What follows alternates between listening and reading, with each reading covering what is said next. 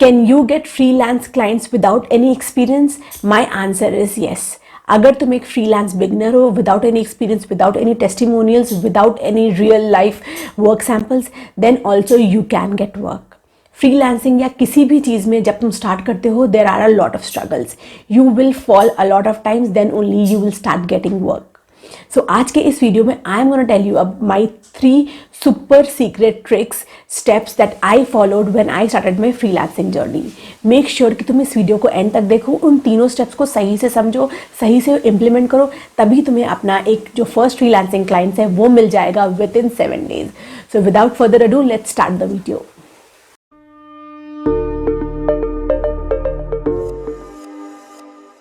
First thing first, I want to tell you is keep this thing in your mind. Getting your first clients is way difficult than getting your 10th client. अब ये जितने भी expert हैं ये struggle हर एक ने face करा है. There was a time जब उनको अपना फर्स्ट क्लाइंट ढूंढना था और फर्स्ट क्लाइंट में बहुत ज़्यादा स्ट्रगल था. So prepare your mind for this. This brings my first step, that is start small.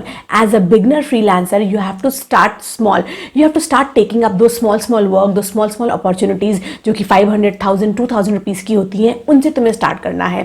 Starting में, I know, do not focus on the money that you get from your clients. Just focus on the sample and the experience that you are getting for working these small projects with these small clients. अब तुम्हें ये small clients के लिए पूरी ज़िंदगी भर work नहीं करना. शुरू के 3-4 महीने ही वर्क करना है to prepare your samples, to prepare your portfolio. अब ऐसा करके इन स्मॉल ग्रुप्स के साथ वर्क करके you will get testimonials, you will have your own case studies, you will have your own expert profile. इसके अलावा तुम्हें एक एक्सपीरियंस मिलेगा और एक चीज़ मिलेगी जो तुम अपने फ्यूचर क्लाइंट्स को दिखा सकते हो, ये बताने के लिए कि तुम्हारे पास एक्सपीरियंस कितना है. जब तुम्हारा ये स्मॉल का वर्क खत्म हो जाए then you can start pitching to big companies. मैंने बिगनर्स को देखा हुआ है, वो क्या करते हैं, सीधा जाके इंटरनेशनल पोर्टल्स पे अप्रोच करते हैं, वहाँ पे बिडिंग करते हैं. उसके अलावा फाइवर पे, अपवर्क पे, उसके अलावा जितनी भी फ्रीलांस मार्केटिंग प्लेसेस होती हैं उस पे जाके जो बड़े प्रोजेक्ट्स हैं, जो बड़े क्लाइंट्स हैं, उनको जाके पिच करने लगते हैं. Let me tell you, those big work are meant for big people with big experience. You are a starter, you are a beginner. You can not on the very first day you can not start getting international clients, और on the first month of your work you cannot get international clients. You have to start small. You will come to that level जहाँ पे तुम्हें international clients मिलेंगे, जहाँ पे तुम Fiverr और Upwork पे जितने भी high ticket clients हैं, high paying clients हैं, उनको approach कर सकते हो. But उससे पहले you have to work in small proportions, get a suitable reputation in the market, get your work published, get your sort out your things and polish your work and become an expert. उसके बाद तुम उस level पे जाओगे. उस level पे जाने के लिए तुम्हें 3-4 महीने अपने आप को देने होंगे. Let me tell you, this is just the beginning. पूरी लाइफ तुम्हें वो सारा काम नहीं करना है. My second tip is stop lying to yourself and to your client. Be very honest, especially when you start. अपने client के पास जाओ और बोलो you are a beginner, you are a complete fresher, but you really want to start up your career. You really have the passion, you really have the skill. अब जब हम अपना first client ढूंढते हैं तब मैं तुम्हें एक टिप दूंगी. अगर तुम्हें तुम्हारा फर्स्ट क्लाइंट जो है वो कहता है कि तुम्हारे पास एक्सपीरियंस नहीं है, you are a beginner and that is why I can not give you a job. So in return what you have to say, tell your client I will do a small work for you for free. उस small work से you can analyse my expertise, my skill level, my passion and my dedication towards my work. उस छोटा सा काम जो free करके दोगे ना, वो क्लाइंट को एक ट्रस्ट दिलाएगा कि तुम्हें अच्छे से काम आता है. क्लाइंट तुम्हें चेक कर सकता है कि तुम उसका काम कर सकते हो कि नहीं. और अगर ऐसा हाई क्वालिटी काम, छोटा सा काम फ्री में क्लाइंट को दोगे तो आई कैन अश्योर यू कि वो क्लाइंट तुमसे इम्प्रेस होकर तुम्हें वर्क ज़रूर देगा, बशर्ते उसके पास वर्क हो.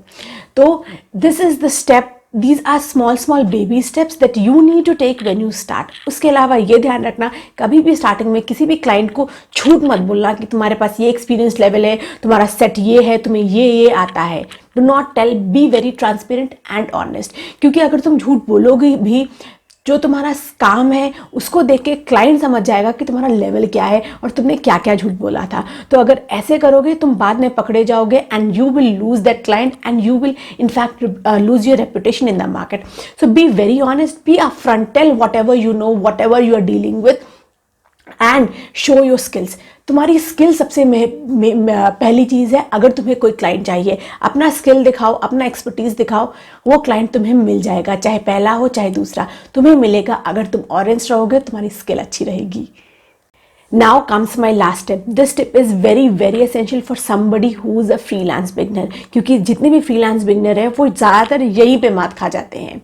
अगर तुम फ्रीलांसिंग स्टार्ट कर रहे हो, you should never think about the number. You should never think about the number of proposals you have sent, number of cold emails you have sent, number of clients you have applied and number of job opportunities you have applied. Number game पे ध्यान ही नहीं देना है। Freelancing is about the number game. It is about the time game.